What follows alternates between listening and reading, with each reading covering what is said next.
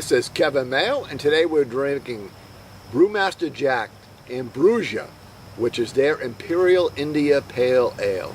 Brewmaster Jack is the first time I've ever seen them. They're located up in Northampton, Mass, which is about, probably 25 miles straight north of where I'm sitting right now. Northampton's got a long standing brew pub. It's been there forever. One of the original brew pubs in Massachusetts. And they've actually spawned Portsmouth Brew Pub, which in turn spawned Smutty Nose. So Smutty Nose has its original beginnings in western Massachusetts. Small brewery. They've got 4 year-round beers. They actually contract brew. I don't think they have a location of their own.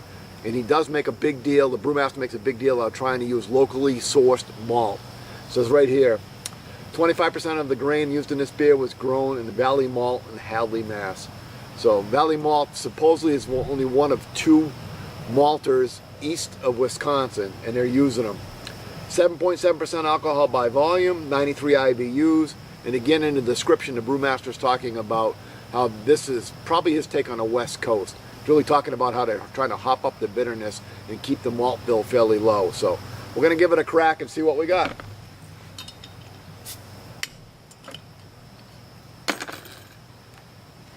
As always, if you like the reviews, please subscribe and leave some comments. We're always happy to have comments. We'll always respond to them. So it looks like a fairly dark orange as it pours.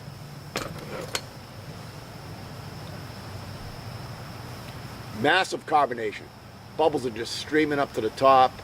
Yeah, dark, or yeah, probably a medium orange on color. We've got 2 fingers of nice off-white tan head.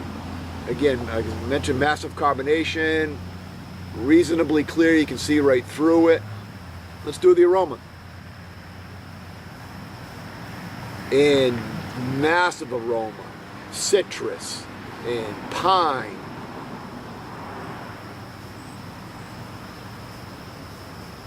A little bit of like dank moss.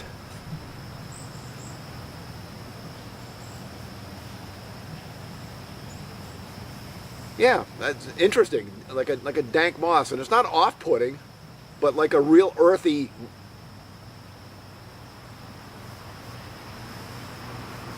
Some grapefruit, some grass. Just a hint of the malt. See if we can rattle this around a little bit. This time I'm getting more orange rather than grapefruit. Let's go ahead and give it a taste.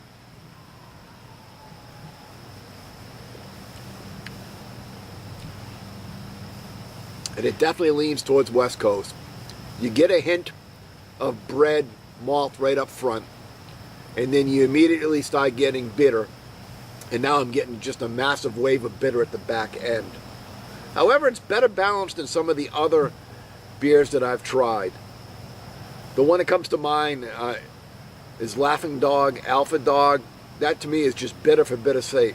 This one actually is reasonably well balanced. It's a well-made Imperial IPA. Oh, I did forget to say that they have the bottling date on it.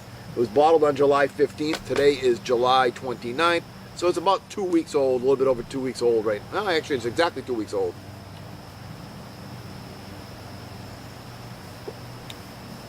When you bring the glass up to drink it though, you do get that earthy aroma.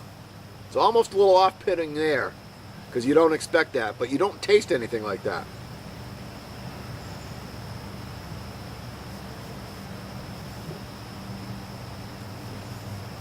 A little bit of pine. Actually, the pine builds. So the initial taste is a little bit of pine, but then it builds fairly strong. You're really getting that resin coat in the back of your tongue. A little bit of grapefruit.